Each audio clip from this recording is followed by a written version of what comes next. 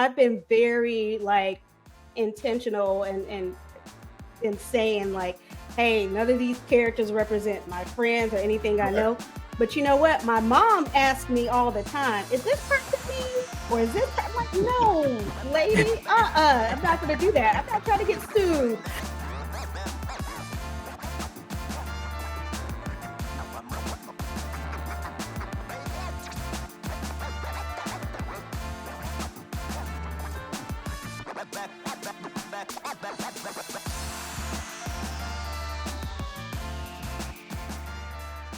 Hey everyone, I am Maziel Toots, and I'm here with Kimberly Lake from Four Friends in a Book podcast. Many of you know us from our discussions we have centered on books, life, and current events, but we started a new segment, Author Spotlight.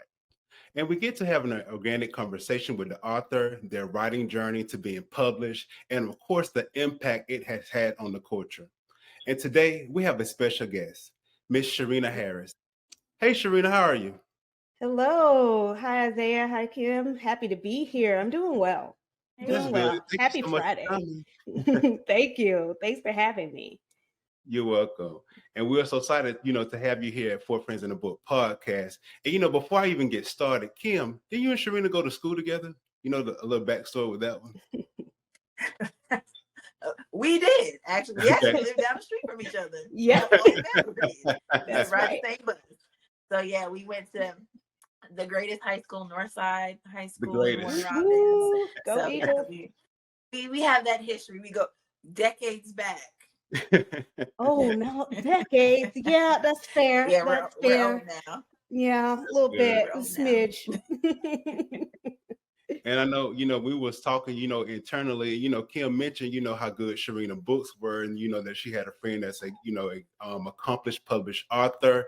And, I'm just so glad to meet you, Sharina, that you can be on the show. And, Sharina, just introduce yourself to the viewers as well as to us, and just give us a little background about how you got started with your journey as a writer. Absolutely. Actually, it starts back, as Kim would say, decades ago, Meadow Ridge Drive, North Side. I actually knew back then that I wanted to be a writer. I remember being in English class, and I was pretty close to my teacher, and she gave me a Mhm. book on different majors you can have in college, and then they had like the salary of the jobs. Well, I saw journalism and I saw writing and those little salaries, and I know this is before, like this is way back when, but I was like, oh no, I can't be poor. So I was just like, so I promptly went to public relations, Uh-huh. and I kind of suppressed that part of myself because I've always been a part of like the newspaper staff, journalism, and college, did the same thing, magazine editor. Um, but I didn't think it was practical. And then, God has a way to, at least how I feel, to course correct. And I was laid off at a job, and I've been wanting to. I had this book in my mind. Had a chapter here and there, and my husband was like, "You should take this time to write." And beyond that, I literally, it felt like I heard a voice say, "Okay, you can cry about it, or you can write about it." And so that was my kickoff, my journey. Now I wrote my first book, which was, to be quite honest, garbage, hot garbage, but that was, I needed to get it out. That was my, play book. It wasn't play. I actually, fun fact, this is a book that I have coming out next year. And Okay. so I just knew that I needed to learn and dedicate myself to the craft. So I joined writing organizations. I found critique partners over the years. And it took me, as far as like seriously pursuing writing, it took me like 3 or 4 years before I got published with a smaller press. And then my Mhm. next set of books, my women's fiction, started off with contemporary romance and women's fiction, got Mhm. on to a larger publisher, and then here I am today. So yeah, it was quite a journey, but it really did start in childhood, but just kind of suppressing that part of myself, and got course corrected. So here I am. Wow, that's an amazing journey. Yeah, Yeah. Yes. that is a journey. So you talked about a couple of your books, and your books Mhm. are in the fiction genre. Now, Mhm. I love fiction Yes. books. That's the most of the books I read are fiction. So, Mhm. what made you go towards that genre in the first place? But honestly, I wanted to write what I was reading. So I had always been fascinated, probably not reading things I had no business reading, but certainly, reading like, Terry McMillan, Waiting to Exhale, to Stephen King, Oh to yeah. Anne Rice. I was like 12, 13, scared the bejesus out of myself a little bit, or just reading things I had no business reading, but it's still in my mom's books. Mhm. And then I really got into love romance novels, but I just noticed that, there was a type and it wasn't a lot of Black folks in those books.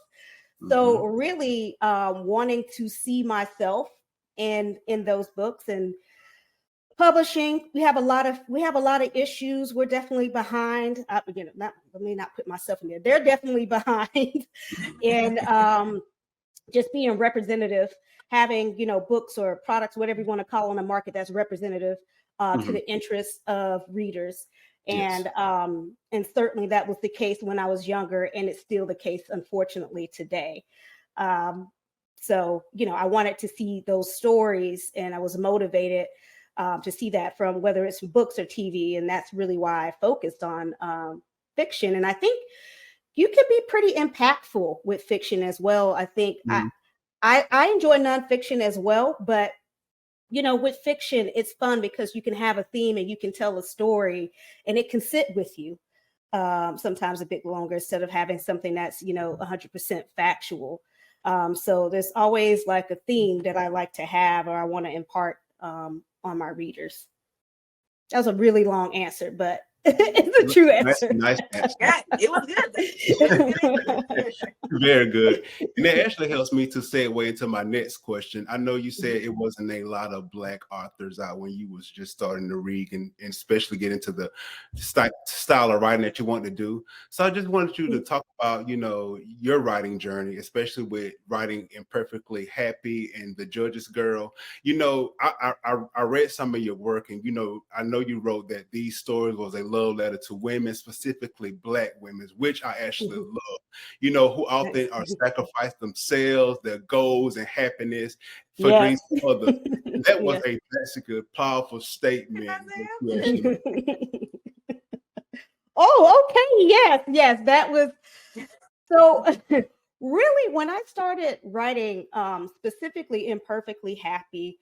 This Mhm. was before I had my son. He's 4 years old now. So Mhm. it's two inspiration points that really got me into this specific genre. Although I write, as you can see, a couple of genres, but in particular, there was this Oprah episode, Next Chapter, when they had the Black women, Black actors of Hollywood, right? And it was like Gabrielle Union, Afri Woodard, Viola Davis, and Felicia Rashad, I want to say. And they're basically talking about the struggles and how there wasn't a lot of diversity of roles in there. Mhm. Like you were competing with someone who was 18 to 60. Like literally, there was nothing Mhm. specific for them, because there wasn't a lot of stories. And that's what Oprah asked, like, how can we combat that? And then Okay. Afri Woodard was like, we need more Black stories. And it sat with me. I was like, oh, I like viscerally, I felt something, right? And then, in my own life, I think at that time I was like maybe on the cusp of 30, if not 30.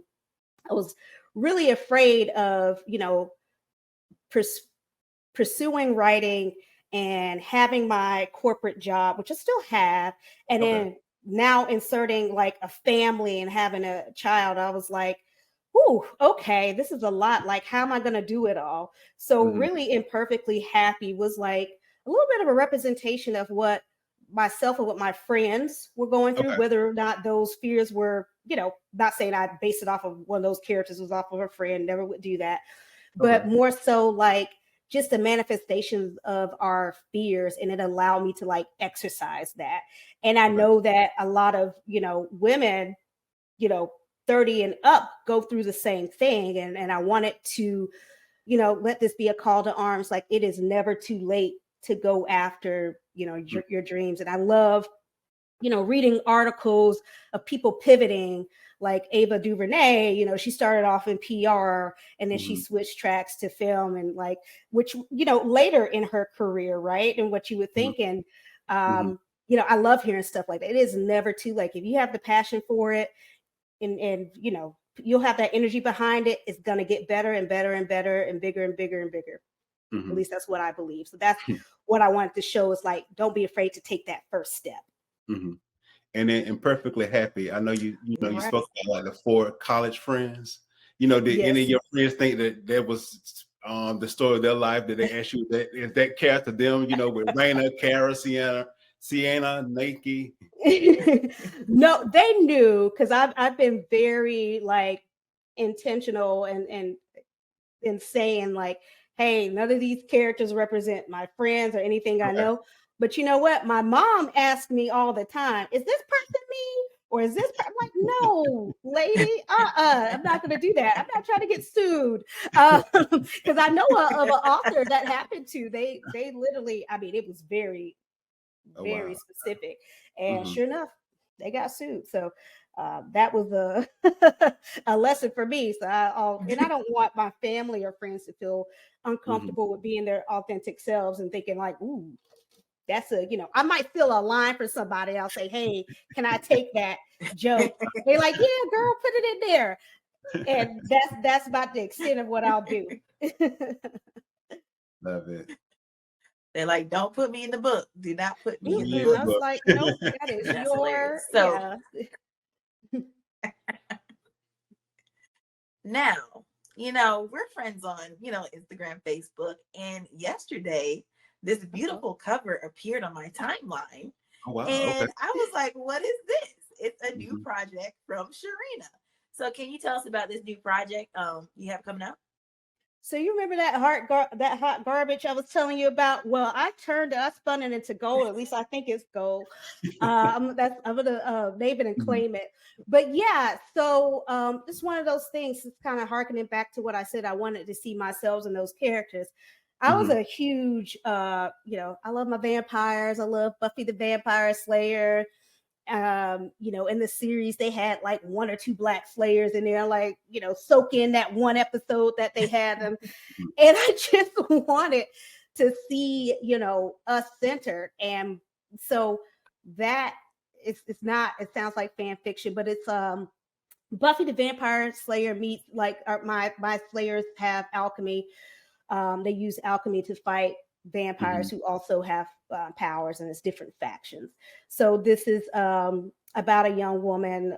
She's 18, so not quite a teen. Like we call that upper young adult category.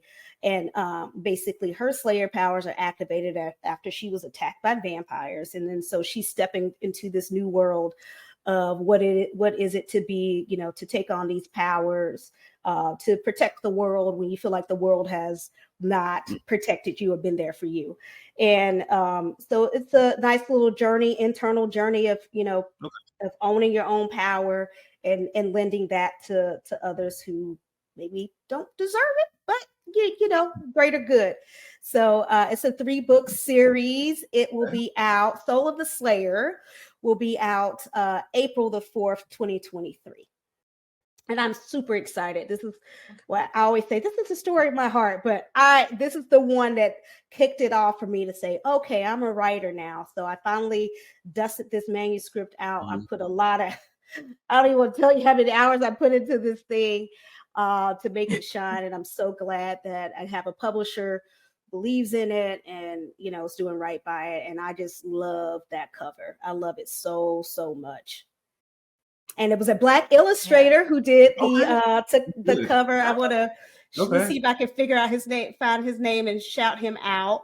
But he, I tagged him and he posted, and he is a talented young man. And I know I sound like an old lady saying he's a talented young man, but he looks young to me. So if you're older, I'm sorry, you just have a baby face. I'm sorry, you look so young. But his name is Denai. and he just has his it's called Art of Deny on Instagram. You're going to check him out. He is quite amazing. So shout out to him and E. Stokes, who also designed the cover. But Deny, he illustrated the actual character, and I'm just like, ooh, so excited. Love it. Love it. And Sharina, not only do you just write good books, but you also write great blogs, because I actually read a lot of them on your actual website. And I see that you are a dreamer, because Kim and I actually talk about this a lot, because we're dreamers. We like to, see the vision, put that vision and make it a reality. So I see that in your book, and I can't wait to read that 3-part series of, the things that are in your mind that are coming onto pages. Thank you so much. Hey, fellow dreamers, unite. Unite. We make the world go round, I think. And Sharina, just last question, what kind of advice do you have for aspiring writers? I know it's just so important to invest in yourself and, your products, but what can you give to up-and-coming writers that can, one day want to actually, go after their dreams to do, publish a book? Ooh, okay. I'm going to see if I can narrow it down to 3. One is going to sound very straightforward and boring, but it's absolutely true. You got to write. And what does that mean? Everyone has their own schedules. I know some people are like, you got to write every day. No, you got your own schedule. You make it work, but you have, if you can, make it consistent as much as possible, right? But sometimes you make, maybe I have a bunch of friends who are nurses who are also writers, and they write in passages of 100, right? 100 words. So you do what you got to do, right? But put the words on the pages. Don't overthink it. Just put it down and then go back and edit later. There's magic in editing, but get the words out there. 2, you got to be a continuous student. You got to learn. Not all courses are created equal, so don't get mad if you have, you spend $100 on a janky course. Look at those reviews, make sure it's a good fit for you, but, continue to hone your craft, and you do that by reading. That's the biggest thing you could do, honestly, is reading. And then also, taking courses or downloading books on writing. You can do all of those things. And then 3, be flexible in the path that you're going to take to writing. I talked a lot about traditional path, but I'm also doing an indie project and basically independently publishing something in the fall. And I'm really excited about it. And I would say, especially for, people of color, particularly Black writers, the gatekeepers don't look like us, right? It's very subjective, right? They have to connect to the writing. They may not connect to our cultural background and experiences. So it's not that you cannot place value on someone telling you yes or no for that particular publisher. You may not be a good fit for whatever, abstract reason. It might be valid. It might be racially based. It probably is. But be flexible in your path. You do not have to just take that. I know I have plenty of 100% indie authors who are doing this full time, making bank. That traditional is not the only path. So be flexible in that. Know what your goals are. If you just want to get the story out, figure out what's the best platform and then go for it. That was some great, really good answers. Thank you so much. Of course, yes. And before, I'm sorry, you had a question, Kim? Okay. And before we let you go, look, since you threw it to me real quick, another question came up. Just from me being a filmmaker perspective, if you could turn one of your books right now that had a magic wand into a film or series, which one would you pick? I would actually pick the Vampire Slayer series. Probably more expensive, but but I'm not going to be practical because this is, that's my real answer. Yeah, the Slayer series for sure. Yes. Okay, cool. It's good, cool. And before we let you go, Sharina, how can the viewers find you on social media, and especially where can they find your amazing products at? Oh, well, thank you. So I am on Instagram, I'm on TikTok, I'm on Facebook, and it's really under Sharina Writes consistently. That's my handle, just all together. Sharina Writes. As far as finding my books, you can check out my website, sharinaharris.com, or you can go to your local bookstores. Hopefully they have my books there. You can ask before Barnes and Noble, any major retailer, or check out the Zon. But check your indie bookstores first. Give them some love, and if not, you can check me out on Amazon. You can get an ebook. You can get a paperback copy of, and I have my books here. Yeah, and Perfectly Happy. And you got Judges Girls. Love it. I love it. And Sharina, just thank you so much for taking the time to come on the Four Friends in the Book podcast. We love, speaking with you, getting your journey, being inspired. You actually inspired me, to actually go out there and do some fictional work. Like Kim said, we're dreamers. You're a dreamer as well, too. So, we have that connection. Yes. Yep. Just taking the first step, just going for it. Absolutely. Yes. I'm so glad. Thank you so much for having me. I truly appreciate it. Thank you so much. Well, and also, thank you guys so much for tuning in to Four Friends in the Book podcast. As always, let's continue to read, learn, grow, and have a discussion here on Four Friends in the Book. Until next time, thank you so much.